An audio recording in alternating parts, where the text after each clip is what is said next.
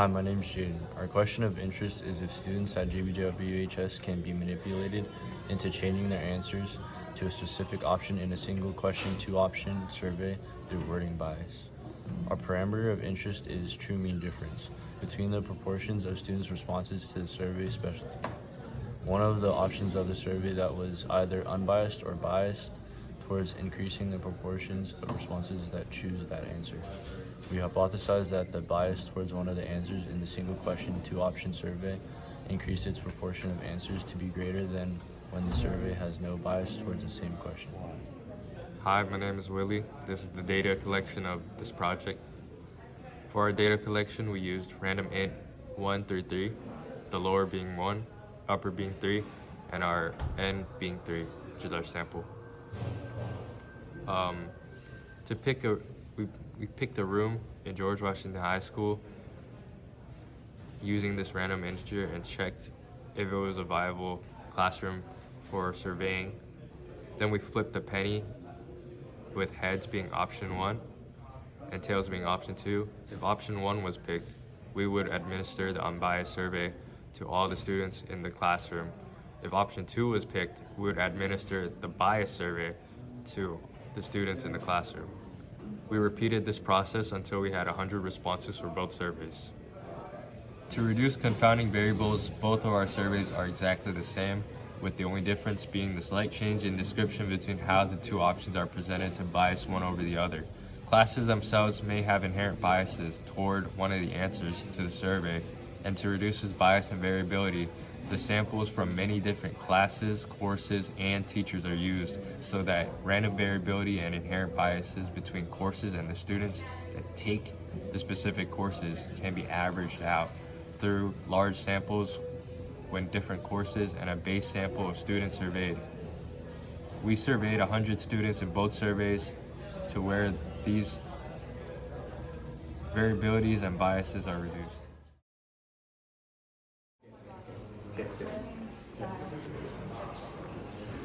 Boom, heads.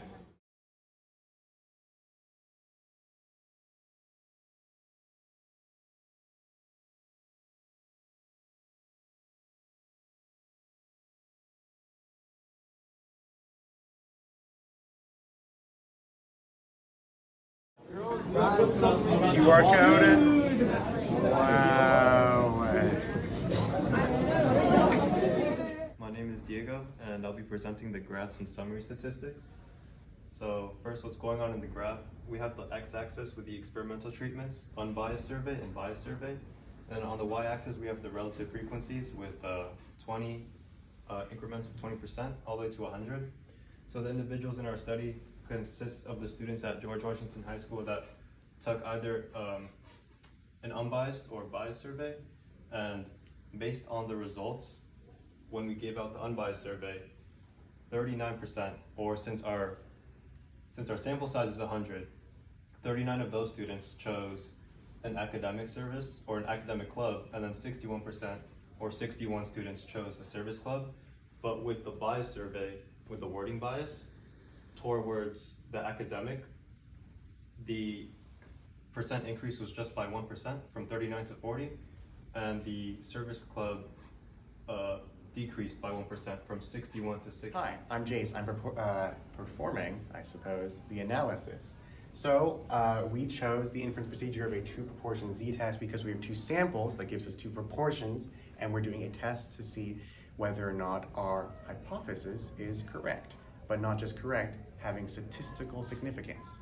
So we have a two-prop z-test, and our first x1 and xn1 are going to be our sample size and the number of people that chose the academic option for our unbiased survey, and that is 39 out of the 100. And for the biased survey, the academic option gave us 40 out of the 100, and we're looking to see if the biased option for our hypothesis gives a greater proportion than the unbiased survey, to see if the wording bias makes a difference. Now we calculate that, and we see that the two proportion z-test for if our proportion 2 is greater than proportion 1, being the unbiased survey, has less people choosing the academic option than the biased survey. We get a z-value of -0.145, a p-value of 0.44, and our statistic for P1, our p hat value for P1 is 0.39, our p hat value for 2, proportion 2 is 0.4, and when you average those, you get the p hat value of 0.395. Both sample size of n equals 100, and then we come over here and we find that the z value for this is negative 0.145, which is very, very close to 0, so not too unbelievable that this could have occurred. And our p-value for this is also 0.44, which is very high. So this means that the probability of this happening just off of chance variation is 0.44, which is 44%. 44% is very, very likely to happen off of chance. And that is the analysis. So to conclude this presentation, we have found that our z-score is negative 0.145. Our p-value is equal to 0.44, which is 44% of this happening by pure chance alone. Any reasonable alpha level is usually around 0.1 or less because that's just reasonable. We chose an alpha level of 0.1, but any reasonable one would show that our p-value is greater than the alpha. Correction. Our p-value is always going to be greater than any reasonable alpha level. All right, back to that nincompoop.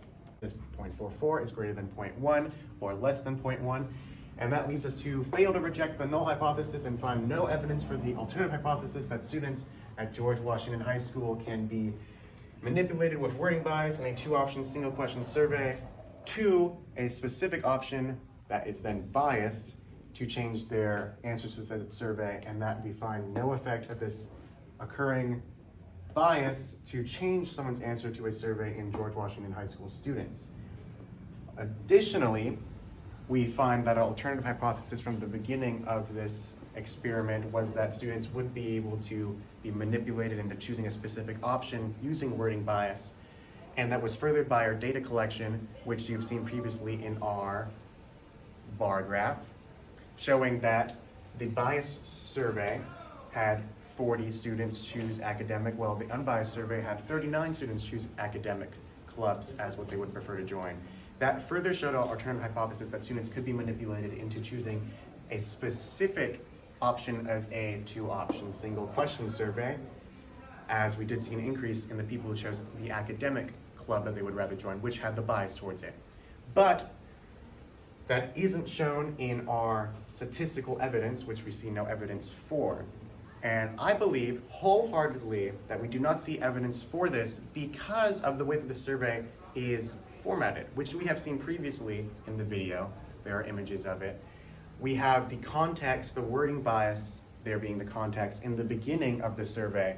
But most students, as I watched, as they would take the survey, would scroll to the bottom of the survey just to click on the answer and then submit it.